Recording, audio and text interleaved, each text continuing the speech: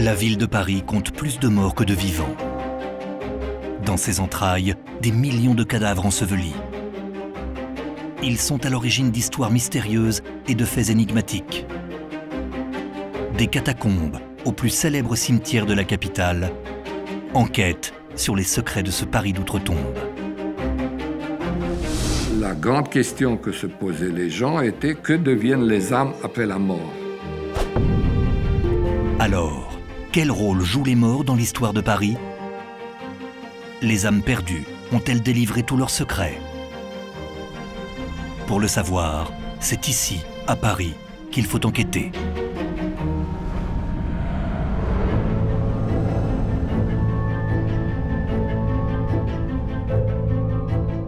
Je m'appelle Jean-Marc Léry. J'ai passé ma vie à décrypter l'histoire de Paris, à en étudier les secrets, à parcourir le dédale de ses rues. Paris garde depuis des siècles des mystères. On classe souvent ses affaires dans le surnaturel, les mythes ou les légendes, les croyances populaires. Il n'en reste pas moins qu'il s'est passé des choses, qu'il y a des faits, des concordances, des témoins de bonne foi. Historiens, scientifiques, investigateurs divers et autres policiers n'ont pu les résoudre. Il est temps de vous livrer les hypothèses les plus plausibles et d'approcher au plus près de leur vérité. Voici Paris tel que vous ne l'avez encore jamais vu.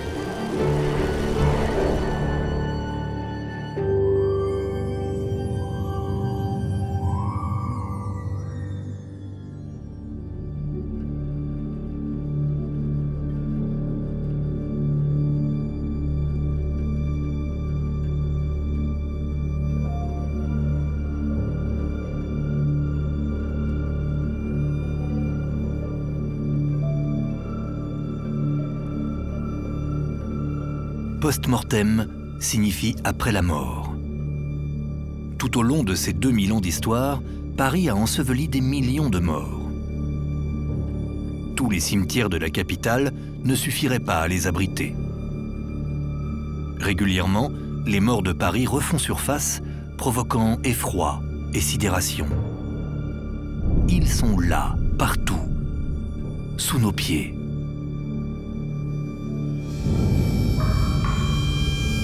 Il y a sous Paris une autre ville qui leur est réservée. Les catacombes sont les entrailles de la ville lumière, sa face obscure. Les cimetières de Paris, eux aussi, regorgent d'histoires singulières. Le grand cimetière des Innocents, le cimetière du Père-Lachaise, celui du Montparnasse. Tant d'histoires circulent autour d'étranges noctambules, de cérémonies secrètes, de fanatiques du vampirisme. Pour démêler le vrai du faux, les mythes de la réalité, il faut enquêter sur un autre Paris, celui de ses morts et de leurs secrets. Un Paris d'outre-tombe.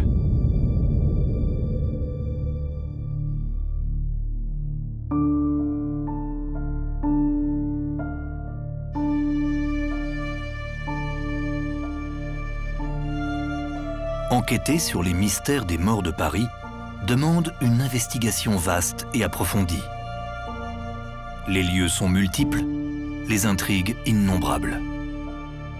Derrière chaque fait et chaque élément se cache souvent une énigme parfois inquiétante ou troublante.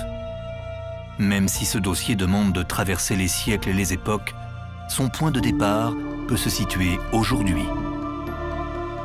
C'est ici, à l'Institut médico-légal, qu'arrivent aujourd'hui certains morts de Paris. Les décès sur la voie publique, les décès d'origine criminelle ou suspecte, les corps non identifiés. L'endroit, situé quai de la Râpée, est donc l'avant-dernière demeure des corps sans vie répondant à ces critères, qu'ils soient ceux de personnalités ou d'inconnus. Il n'en a pourtant pas toujours été ainsi à la morgue parisienne. Au début du XVIIIe siècle, les cadavres ramassés sur le trottoir étaient entassés dans les sous-sols de la prison du Châtelet, dite la Basse-Geôle. Après divers déménagements, dans la seconde moitié du XIXe siècle, une nouvelle morgue fut construite sur l'île de la Cité, au niveau de l'actuel square de l'Île-de-France.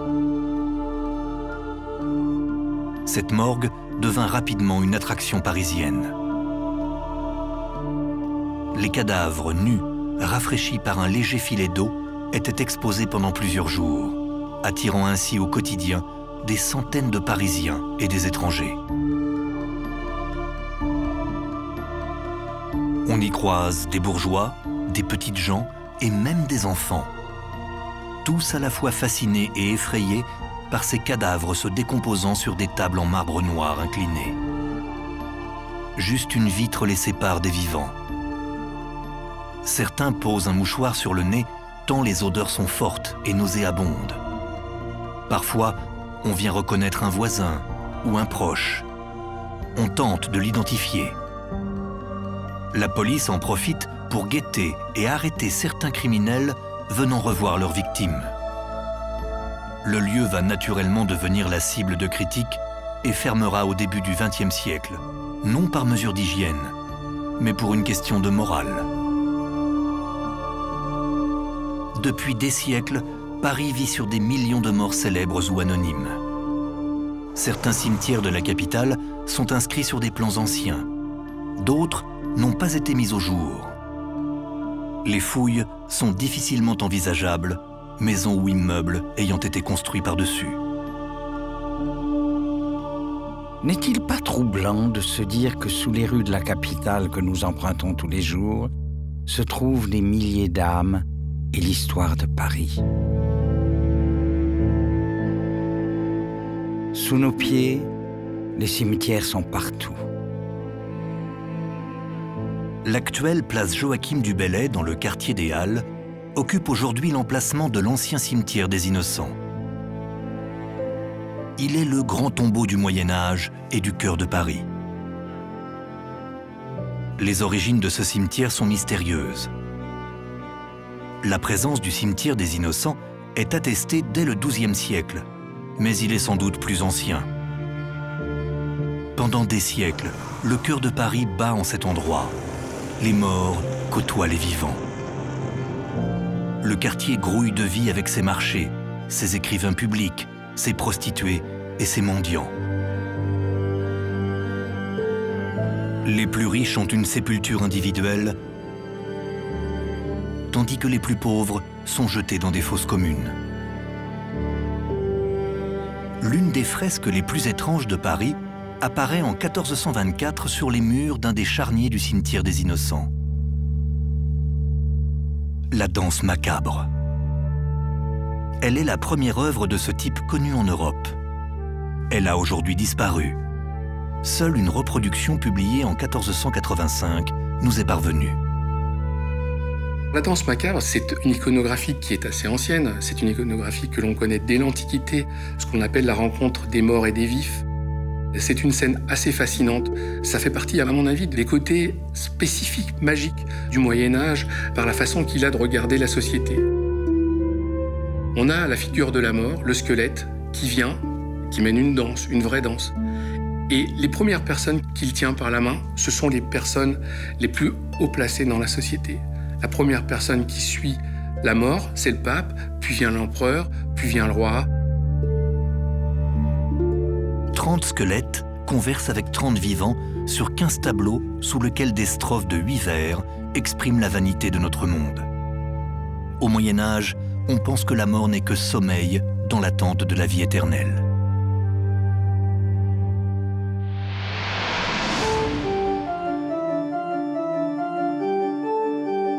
Au cimetière des Innocents, les morts s'accumulent tout au long des siècles, tandis que Paris se développe et s'étend. La ville étouffe de ses charniers. C'est ici, à la fin du XVIIIe siècle, que s'est déroulé l'un des épisodes les plus singuliers de l'histoire des morts de Paris.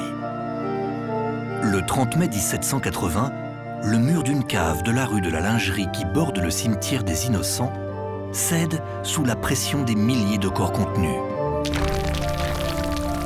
le sol ne peut plus consommer de cadavres. L'air du cimetière des Innocents est le plus insalubre de Paris. En 1785, on décide de fermer le cimetière des Innocents et d'entreposer les ossements ailleurs, sous la plaine Montsouris, dans le 14e arrondissement de Paris.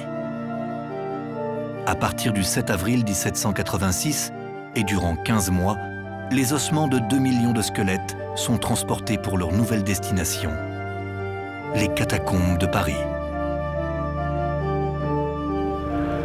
À la nuit tombante, pour ne pas effrayer les Parisiens, des cohortes funèbres défilent à la lueur des flambeaux, accompagnés de porteurs de torches et de prêtres chantant l'office des morts. Les ossements sont ensuite déversés dans l'ossuaire municipal au travers d'un puits au bout de la rue de la Tombissoire.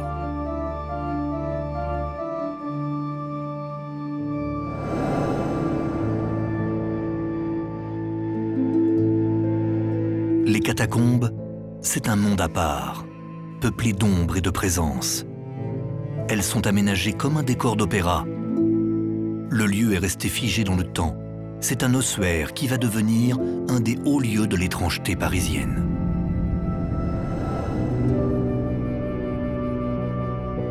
Cardinaux, princes, ministres, mendiants, prostituées, La Fontaine, Rabelais, Colbert, Danton, Lully ou Racine sont là, réunis ensemble pour l'éternité.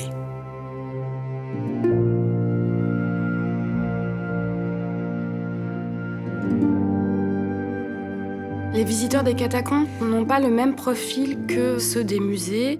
Ils viennent chercher une émotion et surtout voir un site qui est exceptionnel parce qu'il n'y a rien de comparable aux catacombes. C'est une carrière, c'est dans la pénombre, c'est souterrain. Il y a des milliers d'ossements, donc c'est ce caractère un peu exceptionnel, je pense qu'ils viennent rechercher.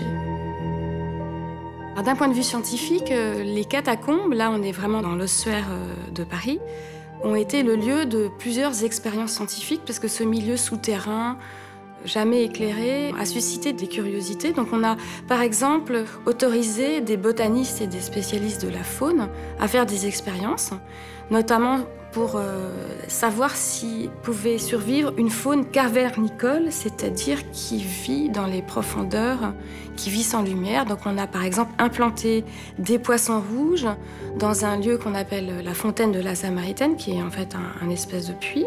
Et ces poissons rouges n'ont pas survécu.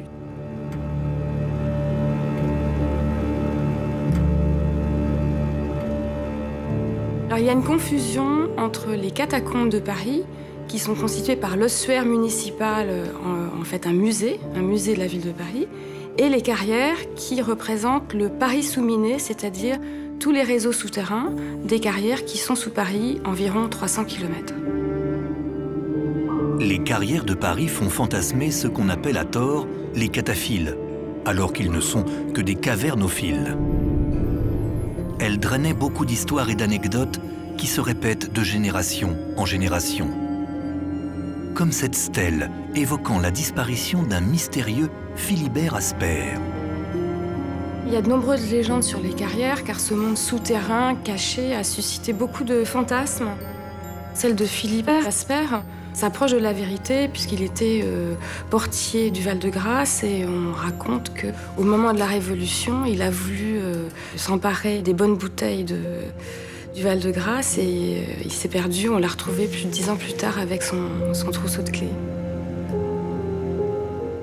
Une autre légende terrifiante a circulé autour des carrières de Paris, celle du spectre de l'homme vert qui parcourait les dédales souterrains. Sous l'Ancien Régime, pour pénétrer dans Paris avec des marchandises, il faut passer des douanes. Et les contrebandiers ont imaginé qu'en passant par le réseau des carrières, ils évitaient la douane. Et pour être sûrs de faire leurs petites affaires tranquillement, ils ont fait courir ce bruit d'un homme vert pour éviter que trop de monde aille voir ce qui se passait dans les carrières.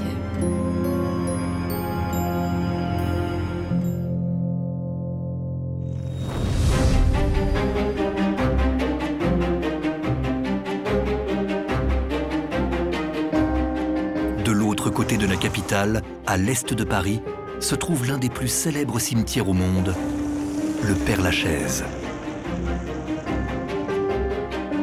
le cimetière du Père-Lachaise véhicule une multitude de légendes et de mystères. Il est ouvert depuis 1804. Le goût de l'époque encourage l'apparition de monuments funéraires liés à des styles variés. Égyptiens, grecs, romains, gothiques ou ésotériques. Mais on impose aussi des mesures d'hygiène. Inhumer le corps dans un cercueil avec un suaire ou poser les corps côte à côte et non plus l'un sur l'autre. On fait de cet endroit le premier cimetière moderne et multiconfessionnel, le premier espace vert de Paris. L'idée, s'y promener sans être angoissé par la mort.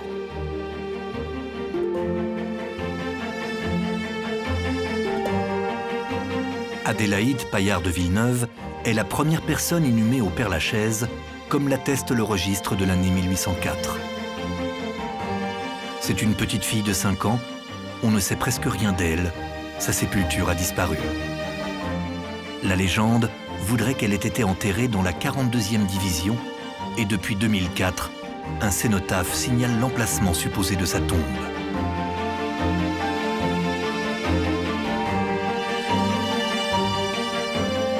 Ici repose la comtesse Elisabeth Demidoff, née baronne Stroganov. Avec son mari, elle possédait l'une des plus grandes fortunes de Russie jusqu'à la chute du dernier tsar. D'ici, la comtesse peut se nourrir du regard de chaque visiteur. Elle domine le site. La légende raconte qu'elle reposerait dans un cercueil en cristal de roche et qu'il y aurait des salles sous le mausolée. On dit aussi que par testament, elle lèguerait toute sa fortune à celui ou celle qui viendrait dormir près d'elle durant 365 jours. Certains auraient essayé, ils sont devenus fous.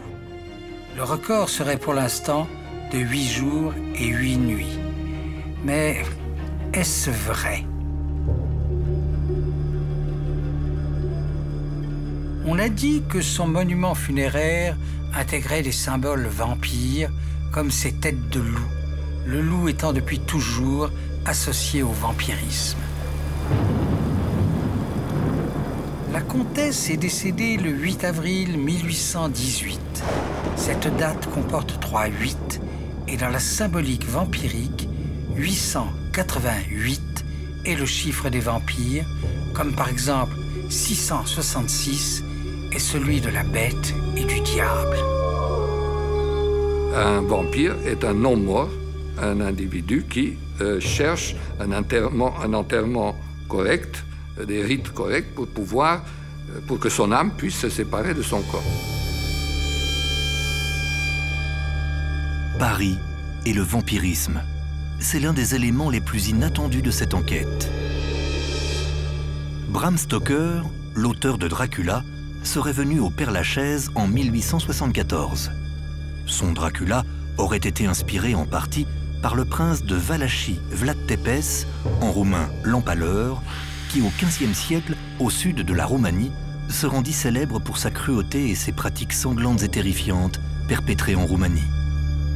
Vlad l'Empaleur n'était pas vampire, mais qu'il vivait dans un pays où les gens croyaient et croient encore dur comme fer dans le vampirisme. Vlad aurait eu un descendant, Georges Bibesco, lui aussi prince de Valachie. Sa sépulture est un peu plus loin, dans la division 28. On a pensé également voir des signes vampiriques, puisque sur le toit, on voit une aigle portant dans les serres un bâton de commandement qu'on a identifié en pâle. Et puis, bon, puisque c'est un Bibesco, on a pensé que, étant Valaque, il devait avoir des liens avec Dracula. Mais les Bibesco étaient une dynastie toute récente. Il n'y a eu que 2 princes de cette dynastie au XIXe siècle, en Valachie. Et il n'y a pas de lien de famille avec Dracula.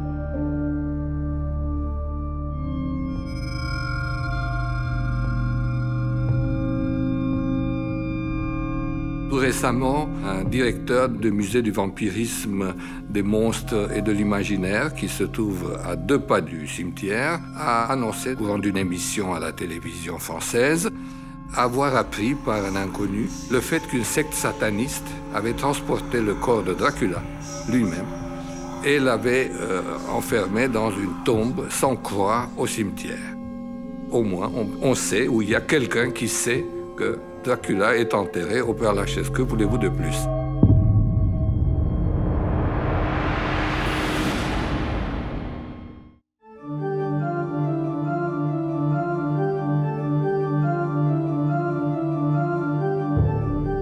Certains vont tenter de jouer avec la mort, de la transgresser de la manière la plus macabre qui soit. Ce n'est pas seulement au Père-Lachaise, avec la comtesse de Midoff, que l'ombre de soi-disant vampires va rôder à Paris, mais au cimetière du Montparnasse. Le 30 juillet 1848, les gardiens du cimetière du Montparnasse découvrent des cadavres de femmes jetés dans des allées peu fréquentées par les visiteurs. Elles ont été exhumées de leurs tombes et mutilées. D'autres profanations avaient eu lieu quelque temps plus tôt au cimetière du Père-Lachaise et au cimetière d'Ivry. Quel est ce fou que la presse va nommer le vampire du Montparnasse?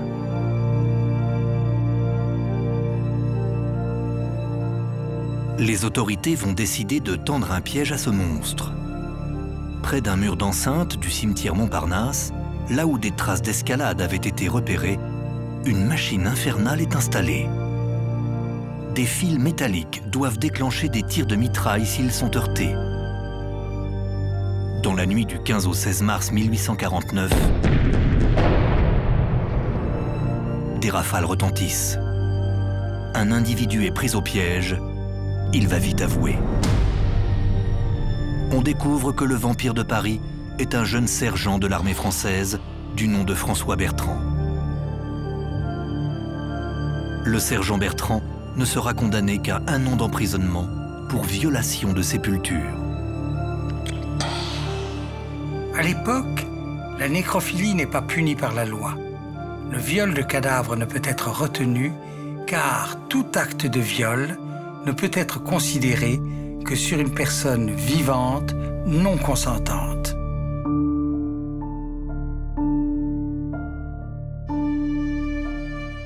Le voyage dans ce Paris d'outre-tombe n'est pas terminé. Un nouvel événement dans cette enquête sur les tréfonds de la capitale s'est produit récemment. Les morts de Paris n'en finissent pas de faire parler d'eux. Début 2015, des travaux entrepris ici, boulevard de Sébastopol, suite à l'abaissement du sol d'un magasin Monoprix, ont permis de découvrir un grand nombre de restes humains. 9 sépultures collectives, près de 200 cadavres soigneusement déposés en rangée sur 5 niveaux.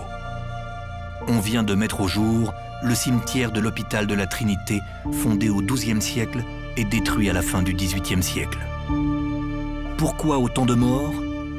La cause est sans doute une épidémie. Les archéologues le diront. Encore un mystère lié aux morts de Paris. Ils n'ont pas fini de se manifester. Finalement, la grande question que se posaient les gens était: que deviennent les âmes après la mort? Où vont les âmes après la mort? Puisque, si on est chrétien, on croit au jugement dernier. Le jugement dernier, nul ne sait quand il aura lieu, ni les anges, ni les séraphins, ni les chérubins.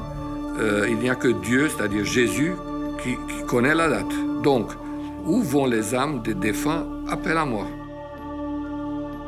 Question sans réponse.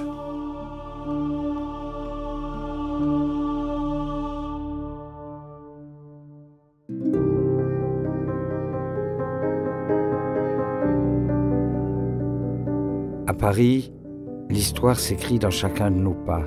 Nous traversons les rues de la ville lumière, tout absorbés dans nos préoccupations quotidiennes, en oubliant souvent qu'ici, à cet endroit précis, s'est joué un fait historique majeur, ou qu'à ce carrefour, sur cette place, au coin de ce bâtiment, un fait divers allait traverser les siècles. Paris regorge d'énigmes non résolues, de dossiers noirs et d'enquêtes historiques à mener. Les indices et les clés de ces énigmes sont à chercher dans des livres anciens, dans les bibliothèques de la capitale, dans les rues de Paris ou dans les sous-sols d'un bâtiment, parfois à la lumière d'une bougie ou au cœur de la nuit, en recoupant des documents, des archives, des témoignages. Paris ne nous a pas encore délivré tous ses secrets.